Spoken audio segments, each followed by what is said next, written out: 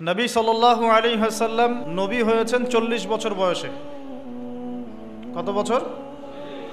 জন্মগ্রহণের আগে বাবাকে হারিয়েছেন, তারপরে 6 বছর বয়সে মাকে হারিয়েছেন, 8 বছর বয়সে দাদাকেও হারিয়েছেন। বাবার নাম ছিল বাবা আব্দুল্লাহ, মায়ের নাম ছিল মা আমিনা, দাদার নাম ছিল দাদা আব্দুল মুত্তালিব। এরপরে তিনি মানুষ হয়েছেন চাচার পরিবারে, চাচার নাম ছিল আবু তালেব। 8 বছর বয়স থেকে নিয়ে বলা যায় 53 বছর পর্যন্ত চাচার গার্ডিয়ানশিপেই ছিলেন। সুবহানাল্লাহ।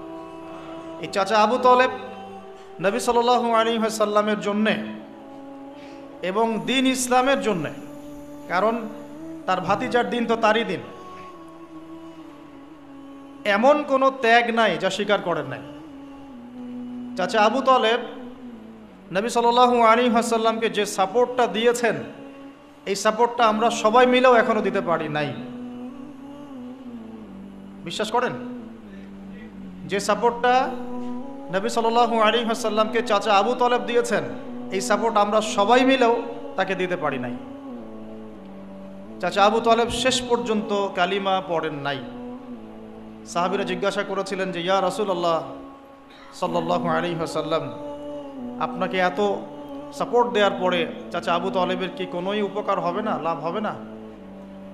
নবীজি বলেছেন সাল্লাল্লাহু আলাইহি ওয়াসাল্লাম, আমি না থাকলে আমার চাচাকে জাহান্নামের একদম অতল তলে রাখা হতো।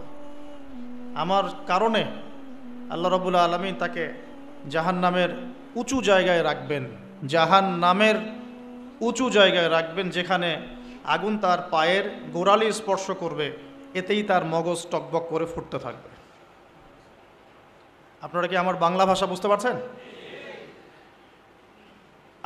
এমন কোনো সাপোর্ট নাই চাচা দেন নাই। মক্কার প্রায় 13 বছর যখন দাওয়াতি কাজ করছেন নবী সাল্লাল্লাহু আলাইহি ওয়াসাল্লাম, মানুষ গালি দিচ্ছে, কেউ থুতু নিক্ষেপ করছে, কেউ নামাজরত অবস্থায় মাথার উপরে উটের নাড়ি ভুঁড়ি চাপিয়ে দিচ্ছে, কেউ বলছে এই ব্যক্তি জাদুকর, এই ব্যক্তি গণক, এই ব্যক্তি মিথ্যাবাদী, নাউজুবিল্লাহ, এই ব্যক্তি ফারিকুল জামা, জামাত বিভক্তকারী, এই ব্যক্তি মাজনুন, পাগল। তাকে আগলে রেখেছেন তার চাচা। মানুষ অর্থনৈতিক বয়কট করছে, চাচা আগলে রেখেছেন। 3 বছর সমাজ থেকে বহিষ্কার করা হয়েছে, গাছের ছালপাতা খেয়ে থেকেছেন বনু হাশিম।